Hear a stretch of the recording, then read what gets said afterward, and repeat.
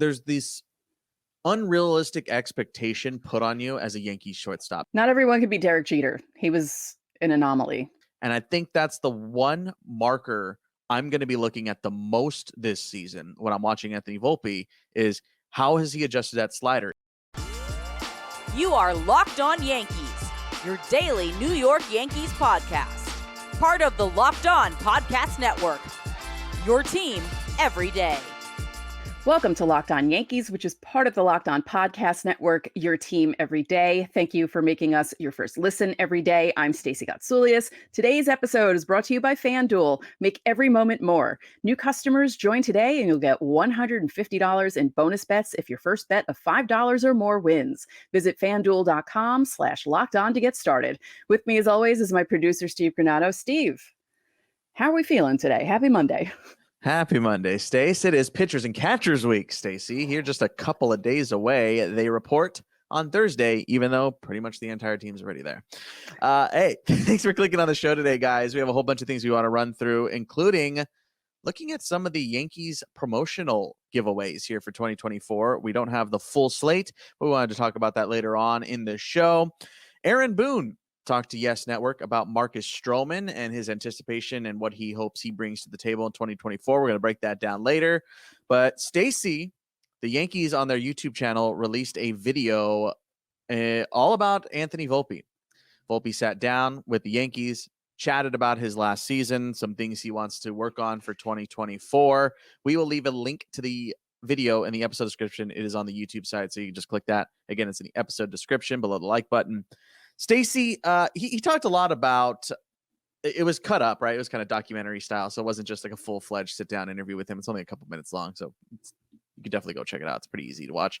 Yeah. But he talked, the one thing that really stuck out to me was how he was grateful for the struggle he went through last season. And given my own personal experience with him when I was with the Rail Riders, which was albeit, only a couple of months, that was kind of the guy that I saw was this soft-spoken, quiet leader, always want to improving type of mentality. Obviously, I know you haven't been around him like that, like I had, thankfully for me. But just kind of what's like your overall vibe that you get from Anthony Volpe when you're considering him heading into his sophomore season? Yeah, like what you said, he's so quiet. I had to put the volume up when I was watching the video on YouTube because he's just so soft-spoken. But I do like what he said, that he was grateful for the struggle, because as much as you'd like to coast through life, you become a stronger person if you face some adversity.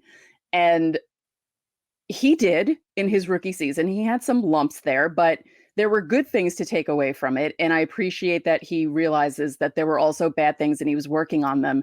And that's what you want to hear from a player. Yeah, he's very mature for his age. Like, I think, I don't know if you can attest to this as well. There's a certain allure, there's a certain aura that surrounds the shortstop position, and it's been that way for my whole life, at least that I've been conscious for the majority of your life in as a New York Yankees fan. So there's this unrealistic expectation put on you as a Yankees shortstop. Doesn't matter how good you are. If you're not Derek, then it doesn't matter, right? Like, and it's unfortunate that that's the situation. Yeah. So when you consider Volpe and what he did last season, yes, there are clearly things he needs to work on. There are clearly improvements that need to be made, especially as a shortstop on a team, not just a shortstop on the Yankees, but as a shortstop period, and what you need out of that bat in the lineup. But I think all things considered, Stacey, so long as, the rest of the career goes in the trajectory that people are anticipating, I think you kind of will forget about this freshman season, hopefully at least for his career's sake, when it's all said and done. Yeah. Not everyone could be Derek Jeter. He was an anomaly, really. I mean, he bursted onto the scene, rookie of the year, winning all those championships, helping the team win all those championships. And it was like a perfect storm situation with him on the team. And it is unfair to anyone following him that they have to live up to the hype. And there was so much hype on Volpe that I'm actually, just because of the whole comparing him to Jeter's situation, like, oh, he's this age, he's the same age, and this and that. And there was a lot of that talk last year. And I mean, he could have collapsed under that, and he didn't, you know. Yeah. again, he has things to work on. He knows that. We know that. The Yankees know that. Those comparisons were naturally going to come, whether they were similar or dissimilar, right? Just because of the position. But yes, to your point, even more so because of the age stuff, and Yeah. he grew up a fan, and like that story was just written right there for you. Mm-hmm. The one other thing that he mentioned, Stacey, was his anticipation of preparing to play 162, which, look, you don't hear that. You don't not hear that from players. You're always hearing that 162, but kind of served as a reminder for me. Oh yeah, he played 159 games last year as a rookie. That was easily the most he has played throughout his career. And we didn't really even bat an eye at that. Like, no one seemed to really notice that. He only sat a couple of times last season. Well, it felt like people noticed when he sat, though. They just didn't notice at the end the accumulation of games. And then when you looked at it, you're like, oh, yeah, that's right. He rarely sat. Like, that's pretty amazing and healthy. And, because that's another thing you worry about with the younger kids, playing more games than they usually do. And, he passed in that regard. But yeah, 159 games, that's impressive. Very impressive. He also mentioned that he's been working with Larry Adegoke, who is the assistant strength and conditioning trainer with the Yankees, and he was with us in Scranton in 2022. Loved him. Absolutely fantastic dude. Just a fantastic guy to be around. Very smart. I got to talk to him on a handful of occasions. Love that guy. So awesome that Volpe's been working with him and getting his conditioning underway. I mentioned again, Stacey, 159 games played last season. Did hit 209. On base was only 283. He only slugged 383. He did hit 21 bombs. He drove in 60. Great on the base paths. I think you and I both have attested to wanting to see him test that a little bit more when he gets on base, but obviously only limited action on the base path because of how low he was on base last season. But of course, the defense was there. Clearly won a Gold Glove at shortstop in the American League. I think when you're looking at things that you're anticipating for him, you're expecting from him, and the things that you're looking from him, because he didn't really specify exactly what he's working on. It's just kind of in general. Again, this was an edited video. It wasn't a sit down 60 minutes talk here. But, it's that off speed, that secondary stuff, really the slider. He saw the slider so much last season and didn't really ever seem to adjust to it. And I think that's the one marker I'm going to be looking at the most this season when I'm watching Anthony Volpe is how has he adjusted that slider? Is he laying off of it when it's out of the zone? When it starts on the edges and gets out of the zone? Is he not doing the swing and miss? Is he able to lay off those high fastballs that cause him to pop up so much? Is he able to recognize the pitches that he can hit and maybe adjust that swing ever so slightly to be a little bit flatter through the zone as opposed to that uppercut that we have seen? Just kind of these small tweaks that, if you're watching or listening to Locked On Yankees in the early part of February before pitchers and catchers, those are the things you're noticing because you know this stuff. And knowing that those are the types of things, those small little adjustments make big differences, especially later on in the season. Yeah. I would like to see I want him on the bases more and not necessarily hitting to get there. Like you said, be more selective. Don't swing at some of the pitches that he was swinging through last season and getting fooled by last season, because I feel like he could be a real pest on the bases. And I feel like it's been a while since the Yankees have had a player like that can just wreak havoc. And I want him to do that because I feel like he could be a catalyst to help them start scoring if he gets on the bases and starts. Because he did it a few times. There are a few games where he got onto first and then stole second and then was able to score from second, or even stole second, made it to third kind of thing. And I just want to see that more often. And I don't want him to think that he needs to become a slugger that needs to hit 25 home runs. I mean, it would be nice, but I really want him to concentrate more just on getting on base. Yeah. What do we always say here on the show? Don't make players something they're not supposed to be. And when you're looking at the tools that Anthony Volpe has, it's glove 1, speed 2, right? Like his speed, his base running ability, period, not even just the physical attribute of having speed, but his base running ability, his base running smarts, his ability to go to first to third, his ability to score from second easily, his ability to take the extra bag. Those are the types of things that you want to see excel. You want to water those plants, not plant new ones. Right. You don't want to have to plant new seeds. You want to water the ones that are already being fostered. So for Anthony Volpe, that's everything. Like you see that you have this skill. And I hope the Yankees, obviously, I fully imagine they recognize that skill and they say, let's blossom that. Yeah. Let's not take something and make it something it's not. I think it was Gordon Ramsay said something that that really applies kind of in this same vein. Don't try to make ingredients taste like they're not supposed to, right? You don't take chicken and try to make it taste like beef. Right. That's not what it's intended to do. So don't take Volpe and try to make him Aaron Judge. That doesn't make any sense. Take Anthony Volpe and make Anthony Volpe the best he can possibly be, given the skill set that he has. And that's what I hope they're going to do. Me too. That's the goal. That's the goal. Let us know how you're feeling about this. Again, we're going to leave a link to that in the episode description, the video. It's pretty short if you want to go check it out here after you're done listening to this episode. So definitely go check it out. Aaron Boone spoke on Marcus Stroman as well. So we're starting to get some feedback from these guys, and we're getting closer and closer. Again, pitchers catchers report on Thursday. So we're in the thick of it now, folks. We're going to talk about that interview when we come back.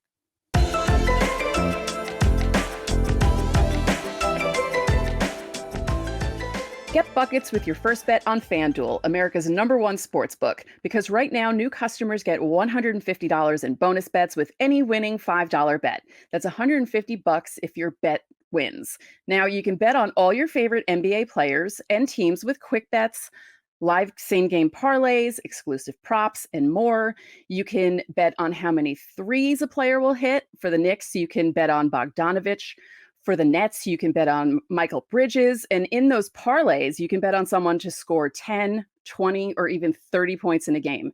And because we're a baseball podcast, it's our duty to tell you that the 2024 Yankees are at plus 900 to win the World Series, behind the Dodgers, who are at plus 1,200, while the Yankees are at plus 450 to win the American League, but that's right behind the Astros, who are leading them just slightly. Just visit FanDuel.com/lockedon and shoot your shot. FanDuel, official sportsbook partner of the NBA.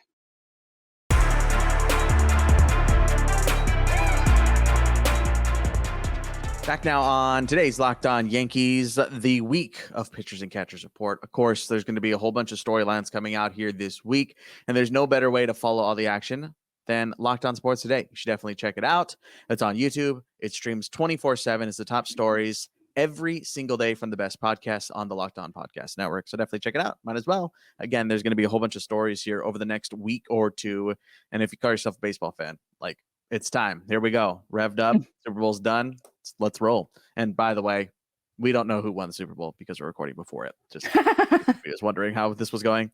I mentioned that I'm leaving a link in the episode description, Stacey, for that Anthony Volpe video. I'm also leaving a link in that episode description for an article from Yahoo Sports that broke down the conversation on Yes Network with Aaron Boone. Boone was talking about Marcus Stroman. We had a couple of quotes we wanted to talk about here today, and of course, also just give you our takes on what we're thinking about Marcus Stroman at this stage.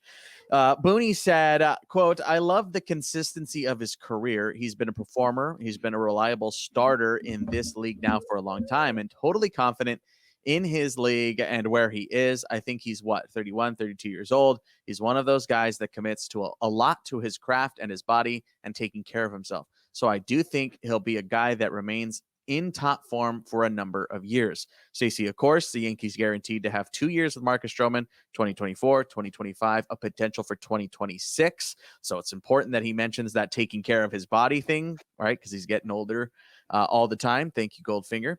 But your thoughts on that, Stacey, just there of, of Booney's thoughts on Marcus Stroman.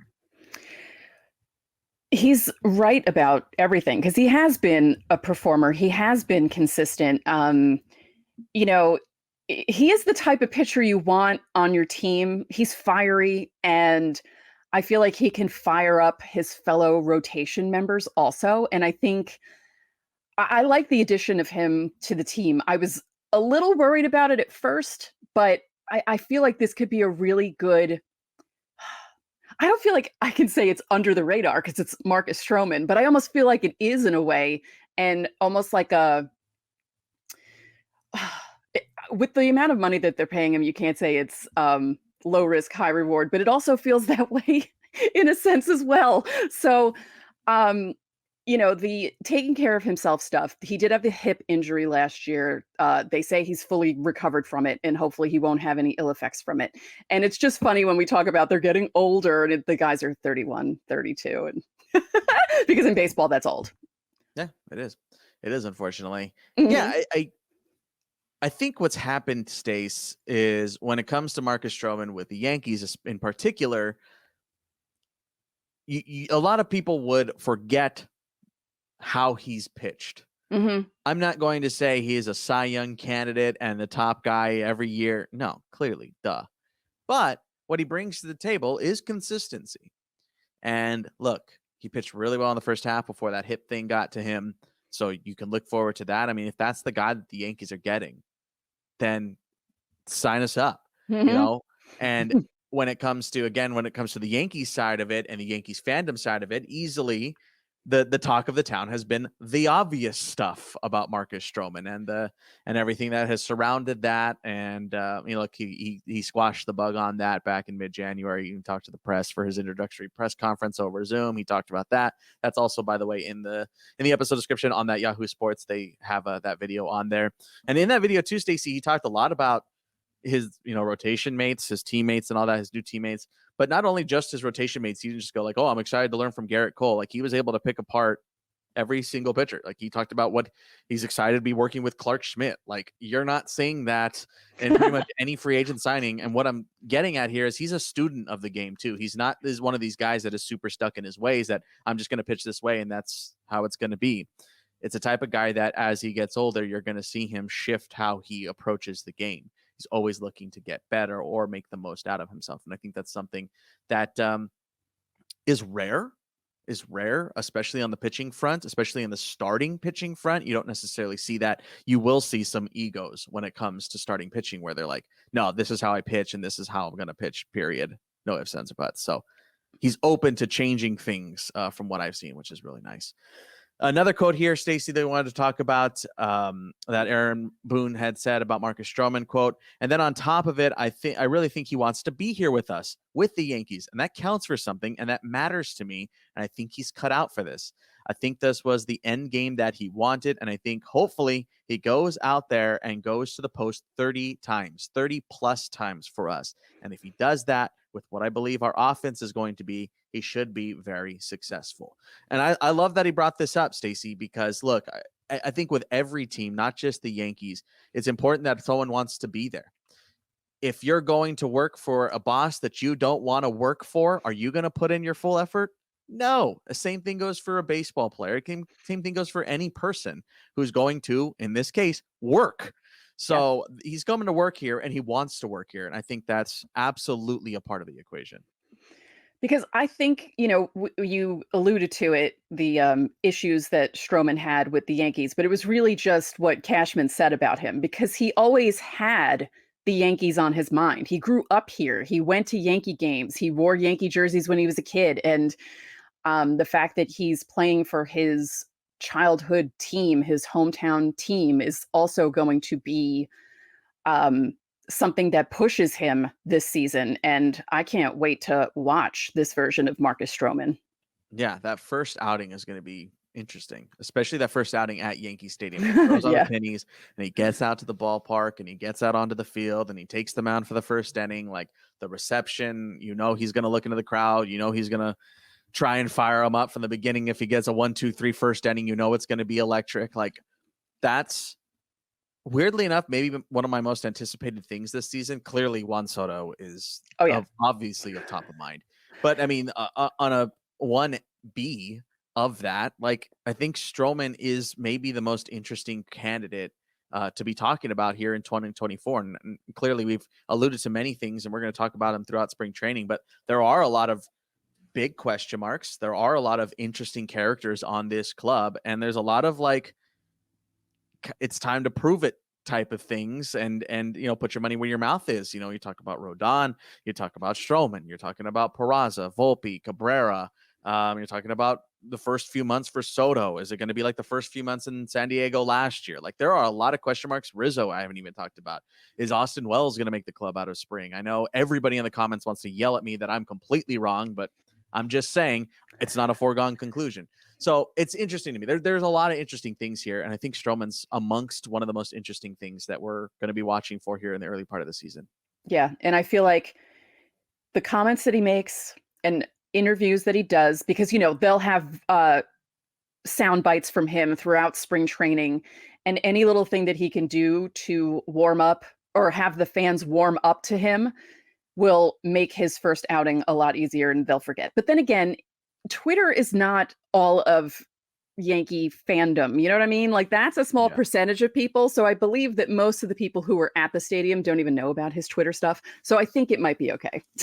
Yeah, I think that's fair. I think it's fair to remember that we are more glued and tuned in than the average person. Yeah. The average person at the ballpark, the average baseball fan isn't necessarily caring about a guy who has not ever played for the Yankees tweets. Right. That's fair. Anyway, let us know how you're feeling about what Aaron Boone had to say. Again, it'll be linked in the episode description if you want to read and watch further. Okay, Stace, the Yankees have yet to release their full promotional schedule for 2024, but we do have a sneak peek at it. We're going to look at that and talk about our hopes for other promotions they might be able to do coming up next.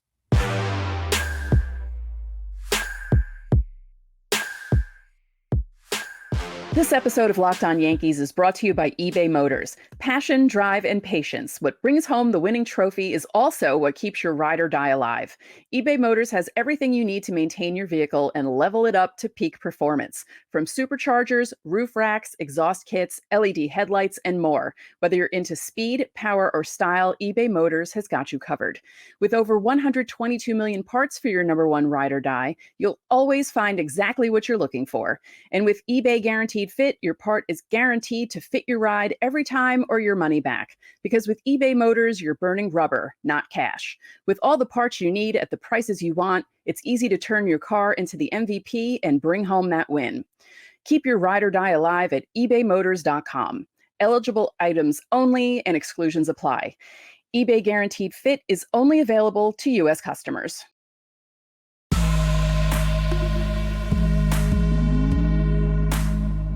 Back here on today's Locked On Yankees. Stacey, we're getting close here to the season starting. Again, as we mentioned, pitchers and catchers report this Thursday, so make sure to hit subscribe because we'll be covering that all spring training long. Of course, everything you need to know this spring training is coming up on the show.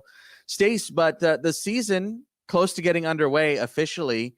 We don't know the promotions still.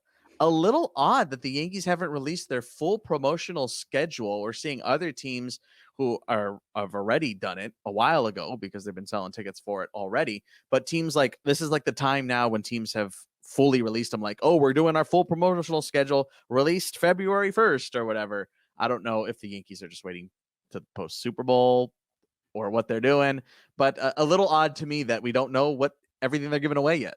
Maybe they're waiting to trade for Dylan Cease. I'm just kidding. So they could add a bobblehead. Yeah. But of course, we do know a couple of things that they're giving away. Stacey, was there anything that like kind of stuck out to you as some of the things they're doing so far?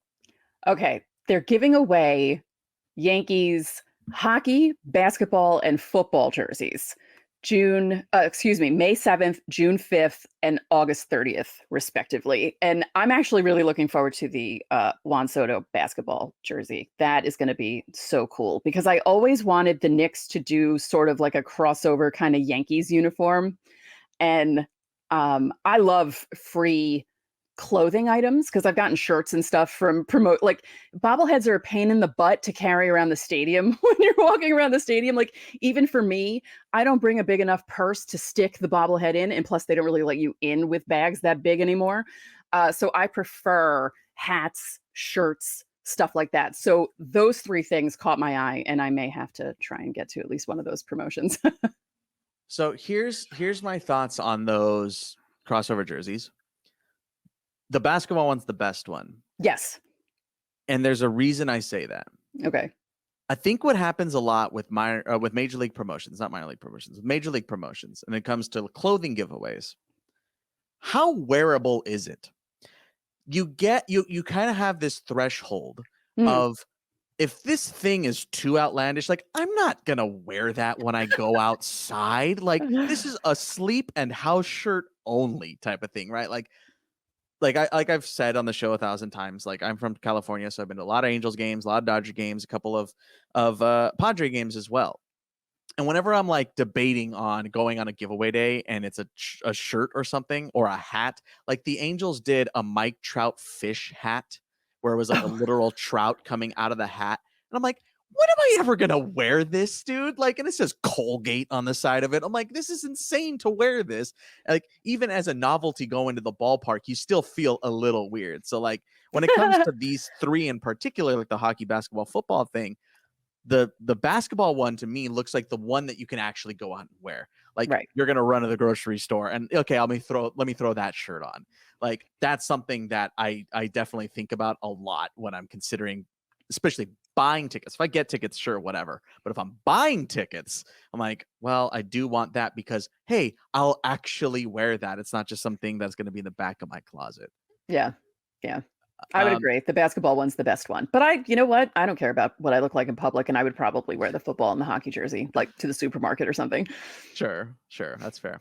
They've announced a couple of bobbleheads. They're doing a Garrett Cole, like a Jedi one. They're doing a second part of a 2-part set Aaron Judge 62 homer bobblehead. Feels a little late to be doing that, but that's what they're doing. And then they're doing a Gold Glove Anthony Volpe bobblehead, which they haven't revealed. I imagine they haven't gotten the official renderings yet. It's way later on in the season. Yeah. But again, it says sneak peek on this page, so these are the only couple of things that we've seen. Look, none of these, I'm going to be frank with you, none of these are really like, if I lived in the area, none of these would be getting me out to the ballpark right now. I'm trying to remember, there was one year that there was a bobblehead that everyone wanted, and they were worried about getting to the game early because, they only give things out for the first 18,000, sometimes 20, sometimes 25,000, but it's usually just the first 18,000. Mm-hmm. And I'm trying to remember which one it was, but people were going nuts to try and get there in time to get the bobblehead. And so many people were disappointed that they missed it because people started showing up like 2 hours before instead of, how Yankee fans sometimes show up right before a game starts. But when it's bobblehead day, I was there for a Matsui bobblehead day. I have him right over there. I'm looking at him right now. And the line was insane. And I didn't think I was going to get it because it was, how the line snake at Yankee Stadium, it was that. Yeah. But we got 2 of the last, like maybe 100. So we were able to get it. Yeah. But it's those kind of things, like people go nuts for any dynasty member like, a Posada bobblehead or Bernie Williams or anything having to do with the 4 championships in the 90s and then 2000. That's what gets people excited. I'm pretty selective with my bobbleheads. I'm not a guy that likes, because they take up a lot of space, one, and I don't just like have an area, like I don't just have like, oh, I'm going to put all 400 bobbleheads that I have here. Like I don't do that. Some people do. Yeah, it's insane. It's crazy to me. Like I'm not a huge bobblehead person. But like, you see, if you're on YouTube, you see over my shoulder, that's a Vince Scully bobblehead giveaway. Like I really like that one. So clearly I'm gonna have that. You can't see it on screen, but I have a Kobe one over here of draft night. Like I have those ones. So I think not the specialty ones, but like the big ones, the ones that I really genuinely care about. I keep. But yeah, I just wish we would see a little bit more creativity for them. And look, granted, we don't know the full scope of what it's going to be like this season, but I'm hoping there's a little bit more creativity. Imagine maybe one more bobblehead that's a little more creative, not just Judge swinging. You know what I mean? Like we did a Nestor bobbleleg in 2022. That was awesome, and Nestor loved it. Like he was like, this is super cool. Like he did a little bobbleleg instead of a bobblehead. Last season, the Rail Riders did Oswald Peraza, Oswaldo Cabrera dual office bobblehead. It was really cool. I liked that. I just want to see those types of things, a little more novelty. Obviously, you need those like regular bobbleheads too. Sure. But it would be nice to see a little more creativity on that front for me. Yeah, I feel like, and we spoke about it before we started recording, I think the Yankees should hold a contest for someone to come up with their own promo idea, narrow it down to maybe 3. Yeah, I think 3 finalists would be good. Have the fans vote on it, and then whoever wins, their promo is what's given away at Yankee Stadium. And I feel like the more outlandish, the better. Yeah, just throwing everything at the wall, see what sticks, right? Mm-hmm. If you could have a promo this upcoming season, put in the comments down below. I'm curious what you guys have to say about that. Because again, I just like the more creative things. Like the one Yankee game I have gone to, period, at Yankee Stadium. Obviously, I'm on the West Coast. But the only game I went to, it was Harry Potter night, and I was like, I'm not a Harry Potter fan, so it doesn't really mean anything to me. But at the same time, I was like, this is lame. This is fun. Like there was nothing, like it wasn't anything special. I was like, this isn't getting me to the ballpark. I just happen to have a day off. That's why I'm going. Yeah. Anyway, so let us know your promo ideas in the episode comments here on YouTube. Stacey, Pitchers and Catchers Week. What do we got coming up here on the show this week?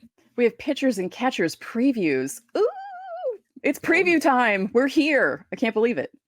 Yeah. And of course, we're going to be breaking down all the stories from day one of spring training. That'll be on Friday's show as a part of our Fan Mail Friday episodes as well. So make sure to apply to that pinned comment here on YouTube and join the Locked On Yankees Insiders Club. You guys have been watching all the way through, so you already know about the Insiders Club. It's in the episode description, 14-day free trial. And that's going to do it for today's episode of Locked On Yankees. I'm Steve Cornado. And I'm Stacey Gotsoulias. We'll see you tomorrow.